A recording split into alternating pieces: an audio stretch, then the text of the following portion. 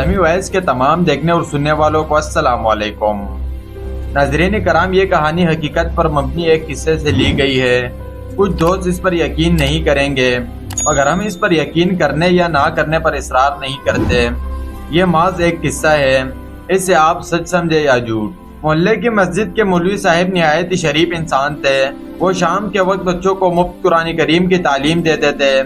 یہ وہ زمانہ تھا جس وقت پیسے کی کوئی پرواہ نہیں تھی، لیکن دلوں میں محبت اور ایک دوسرے کے لیے احترام تھا۔ محلے کے لوگ مولوی صاحب کا احترام کرتے اور ان کا ہر گھر میں ایک فرد کی طرح آنا جانا تھا۔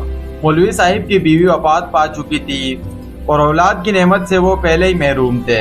ایک شام بچوں کو قرآن پاک پڑھا رہے تھے کہ ایک 14-15 سالہ بچہ مولوی صاحب کے پاس آیا اور کہنے لگا، مولوی صاحب میں اس محلے کا نہیں ہوں مگر میں آپ سے قرآن پاک پڑھنا چاہتا ہوں۔ کیا یہ اچھا ہو اگر آپ ان باقی بچوں کے ساتھ مجھے بھی قرآن پاک کی تعلیم دیں؟ مولوی صاحب نہایت شفقت سے بولے، بیٹا کوئی بات نہیں، تم بھی پڑھنے آ جایا کرو، قرآن کی تعلیم دینا ثواب کا کام ہے۔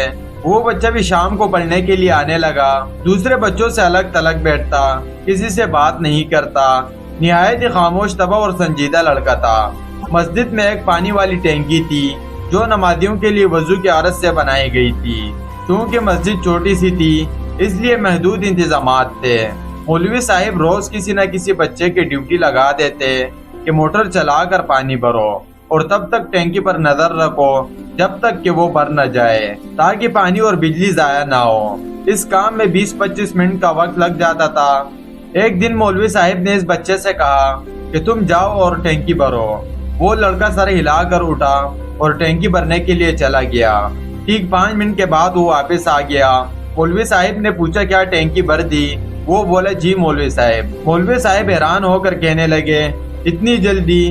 وہ لڑکا کہنے لگے مولوی صاحب آپ دوسرے بچوں کو پڑھانے میں مگن تھے اس لیے آپ نے دھیان نہیں دیا، میں تو ٹینکی بھرنے میں کافی دیر لگا کر آیا ہوں۔ مولوی صاحب سر جھٹک کر رہ گئے۔ دوسرے دن مولوی صاحب نے پھر اس کی ڈیوٹی لگائی، پھر ایسا ہی ہوا اور وہ 5 منٹ میں ٹینکی بھر کر واپس آ گیا۔ مولوی صاحب بے یقینی کے انداز میں اسے دیکھنے لگے۔ انہوں نے اٹھ کر دیکھا تو ٹینکی واقعی بھر چکی تھی۔ مولوی صاحب نے سوچا شاید پانی بہت اچھی رفتار سے آتا ہو اس لیے ٹینکی جلدی بھر جاتی ہے۔ تیسرے دن مولوی صاحب نے ایک اور بچے کی ڈیوٹی لگائی مگر اب کی بار وہ بچہ پورے 20 منٹ لگا کر ٹینکی بھر کر واپس آیا۔ اب تو مولوی صاحب کا ماتھا ٹنکا۔ مولوی صاحب اس لڑکے پر خاص نظر رکھنے لگے مگر کوئی بات یا سراغ ہاتھ نہیں آیا۔ ایک دن وہ بچہ بولا مولوی صاحب میری ماں نے آپ کو ہمارے گھر بلایا ہے، آپ نے ختم پڑھانا ہے۔ مولوی صاحب نے پوچھا تمہارا گھر کدھر ہے؟ وہ بولا ریلوے اسٹیشن سے آگے ایک چھوٹی سی بستی میں۔ مولوی صاحب بولے کل شام پڑھائی کے بعد میں تمہارے ساتھ چلوں گا۔ اگلے دن پڑھائی ختم کرنے کے بعد مولوی صاحب اس لڑکے کو ساتھ لے کر چل پڑے۔ ریلوے لائن سے پار ہونے کے بعد وہ چلتے ہی چلتے گئے مگر بستی کا نام و نشان نظر نہیں آ رہا تھا۔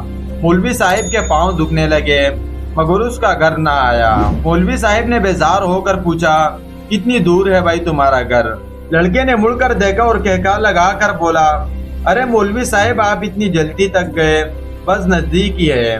مولوی صاحب کو اس کا کہکا لگانا پسند نہیں آیا مگر خاموش رہے۔ ایک فرلانگ چلنے کے بعد مولوی صاحب کو وہ سنسان کھیتوں سے گزارتا ہوا ایک ٹیلی پہاڑی میں لے گیا۔ مولوی صاحب ڈر گئے، ان جنگلوں میں تو کوئی انسان نہیں رہتے، پھر یہ مجھے کہاں لے آیا؟ وہ بچہ چلتے چلتے ایک ٹیلے کے پاس جا کھڑا ہوا جس میں سے ایک بڑا سا غار نما سوراخ نظر آ رہا تھا۔ لڑکے نے پیچھے مڑ کر دیکھا اور بولا مولوی صاحب میرے پیچھے پیچھے آ جائیں۔ مولوی صاحب جو پہلے ہی اس صورتحال سے گھبرا گئے تھے چاروں ناچار اس کے پیچھے ڈرتے ڈرتے اندر داخل ہو گئے۔ غار کے اندر گپ اندھیرا چھایا ہوا تھا مگر تھوڑی دور آگے جا کر انہیں روشنی نظر آئی۔ مولوی صاحب نے دیکھا اندر ادھیڑ عمر کے 2 لوگ، ایک مرد اور ایک عورت، اور 2 نوجوان درمیانی عمر کے عورت مرد تھے۔ انہوں نے مولوی صاحب کو سلام کیا۔ ادھیڑ عمر کے دونوں مرد اور عورت اٹھ کر چلے گئے جبکہ دوسرے دونوں مرد اور عورت وہیں بیٹھے رہے۔ ایک بات مولوی صاحب کو بہت عجیب لگی کہ اس غار نما گھر میں چھوٹے بچوں کی بھرمار تھی۔ کوئی 15-20 کے قریب بچے فرش پر کھیل رہے تھے۔ مولوی صاحب انہیں دیکھ کر اندر ہی اندر خوفزدہ تھے مگر مرتے کیا نہ کرتے۔ اب تو وہاں پہنچ گئے تھے۔ मौलवी साहब ने कहा, जल्दी जल्दी ख़त्म के लिए लवाजमात लाएं।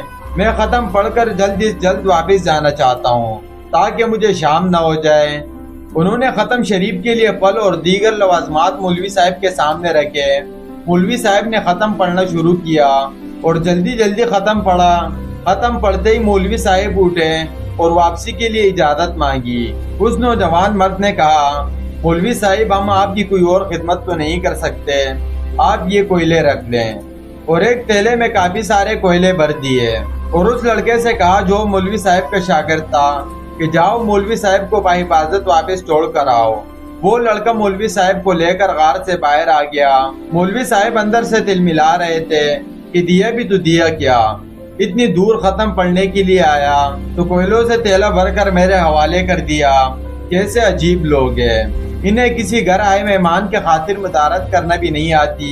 लड़के ने वो कोयलों वाला तेला मौलवी साहब को पकड़ा दिया। मौलवी साहब तेला उठाए गुस्से से भरे आगे आगे चलने लगे। जब मौलवी साहब का गुस्सा उरूज से बढ़ गया तो मौलवी साहब ने वजन कम करने के खातिर तेले में सुराख करके कोयले को जमीन पर फेंकने शुरू कर दिए। बच्चा मौलवी साहब की हरकत देख रहा था। मौलवी साहब कोयले फेंकते जा रहे थे और वो लड़का उन्हें उठाता जा रहा था। बच्चा स्टेशन तक मौलवी साहब को छोड़ने के लिए आया और फिर वहाँ से वापस चला गया। घर पहुँचने तक मौलवी साहब के पास चंद ही कोयले बचे थे।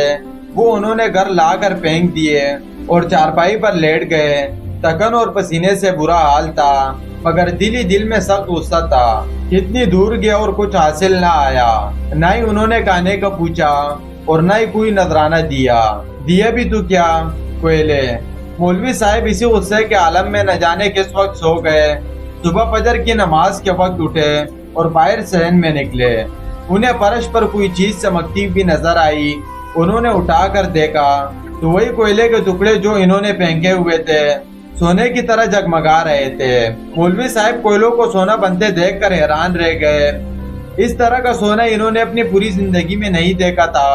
मौलवी साहब ने जैसे तैसे करके फजर की जमात अदा करवाई और उन्हीं पैरों पर स्टेशन की तरफ भागे और जिन जिन जगहों पर जिन जिन रास्तों पर वो कोयले फेंकते चले आए थे वो देखते गए।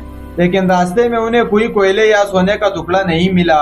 चलते चलते वो उसी जगह पर पहुंच गए जहां उस लड़के का घर था, मगर वहां किसी घर का नाम और निशान तो क्या, कोई पहाड़ी टिल्ला भी मौजूद नहीं था। मौलवी साहब काफी देर वहीं वीराने में घूमते रहे मगर कुछ हाथ नहीं आया। मौलवी साहब मायूस होकर वापस लौट आए। इतनी दौलत, इतना सोना शायद इन्होंने अपनी जिंदगी में नहीं देखा था।